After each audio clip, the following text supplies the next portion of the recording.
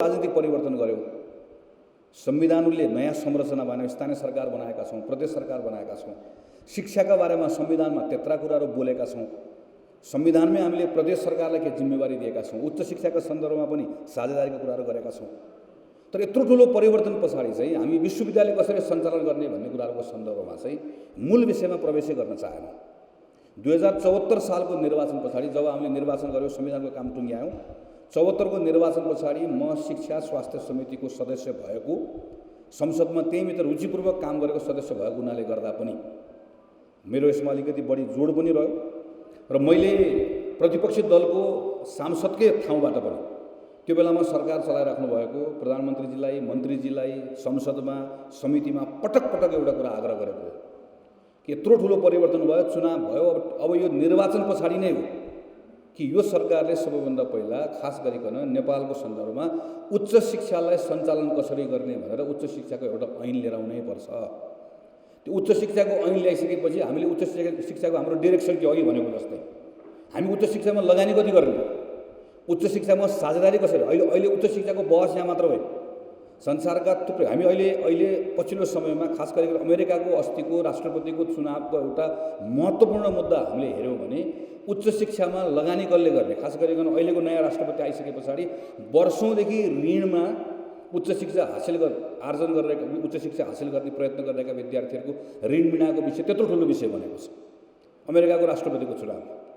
हामीले भर्खर भारतको अहिलेको त्यहाँभित्रको निर्वाचनहरू हामीले हेऱ्यौँ, त्यहाँको स्टेटको इलेक्सन, त्यहाँको सबभन्दा महत्त्वपूर्ण मुद्दा नै पन्जाबको, यो खास गरी पन्जाब र दिल्लीको इलेक्सन हामीले हेऱ्यौँ भने त शिक्षाको मुद्दा नै सबभन्दा ठुलो मुद्दा बन्यो।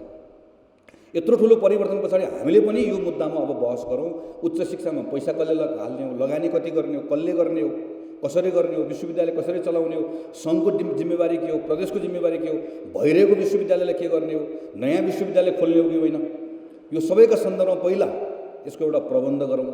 यो प्रबन्ध गरिसकेपछि त्यसमा जमेर बहस गरौँ, छलफल गरौँ।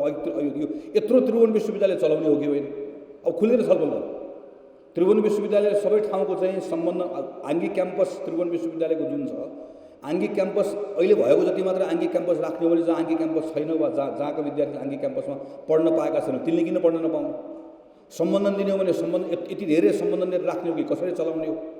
प्रदेशले विश्वविद्यालय धमाधम खोल्दैछ, अहिले भर्खर बागमती प्रदेशले ऐन पास गर्यो, अब बागमती प्रदेश विश्वविद्यालय खोल्दैछ, नवलपरासीमा नयाँ विश्वविद्यालय खोल्दैछ। यो सबै कुराहरू आफ्नो ढङ्गले गर्दै गयो भने हाम्रो विश्वविद्यालय चाहिँ कुन डिरेक्सनमा जाने भन्ने कुरा कसरी तय हुन्छ। त्यसैले पहिला चाहिँ हाम्रो उच्च शिक्षाको हाम्रो मूल ऐन बनाऊँ, त्यसपछि हामी भएको विश्वविद्यालय कसरी सञ्चालन गर्ने कुराको सन्दर्भमा चाहिँ छलफल गरौँ भन्ने कुरा धेरै पटक मैले यो राखेको म सम्झन्छु। त्यो राख्नुको पछाडि कारण थियो, तर त्यो बेलामा मैले कोही यो आरोप प्रत्यारोप गर्न खोजेको होइन, खालि तथ्य कुरा मात्र राखेको। त्यो बेलामा चाहिँ साथीहरूले अलिकति त्यसमा ध्यान पुर्याउनु भएन। हामी दुईवटा विश्वविद्यालय खोल्नतिर लाग्यौँ, मदन भण्डारी विश्वविद्यालय, योगमाया विश्वविद्यालय, अनि धमाधम हामी संसदको कार्यक्रममा हामी विश्वविद्यालय खोल्ने चक्करतिर लाग्यौँ। खोलौँ, चाहिएको छ, मदन भण्डारी विश्वविद्यालय पनि चाहिएको छ, योगमाया विश्वविद्यालय पनि चाहिएको छ, सबै कुराहरू गरौँ।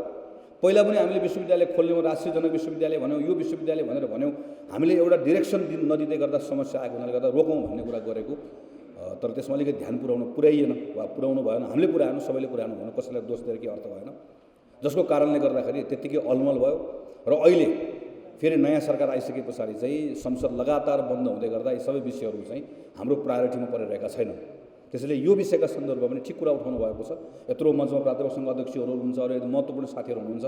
म त यो पनि यही आजको कार्यक्रमबाट म अपिलै गर्न चाहन्छु कि त्रिभुवन विश्वविद्यालय यसमा चाहिँ लिड गर्ने अहिले पनि त्रिभुवन विश्वविद्यालय नै हो। चाहे हामीका पूर्वाञ्चल बने पनि, पोखरा बने पनि, जति विश्वविद्यालय बने पनि त्यो सबै विश्वविद्यालयको लिडरसिप सप्लाई गरेको त्रिभुवन विश्वविद्यालयले नै हो। यो मुख्य विश्वविद्यालय हो, माउ हो। त्यसैले नेपालको विश्वविद्यालय शिक्षा कतातिर लिएर जाने, विश्वविद्यालय प्रशासन कसरी सञ्चालन गर्ने, अघि उठ्यो किन कर्मचारीको लिडरसिप कर्मचारीले नगर्ने भन्ने कुराहरू उठ्यो। यस्ता थुप्रै विषयहरू छन् जुन विषयका बारेमा चाहिँ अब यसलाई नपन्छ्याएर त्रिभुवन हामी यसमा काम गर्न तयार छौँ। सबै राजनीतिक दललाई एक ठाउँमा ल्याएर काम गर्न तयार छौँ, गर्नु पनि पर्नेछ, किनकि कुनै एउटा दलको मात्र कुरा पनि होइन, यो सबै एक ठाउँमा आएर कुराकानी गर्ने हो। तर फेरि पनि यसको लिडरसिपमा धेरै हदसम्म त्रिभुवन विश्वविद्यालयकै यही पङ्क्तिमा बसेको चाहिँ सरहरूले लिनुपर्ने हुन्छ, यहीँको टिमले लिनुपर्ने हुन्छ।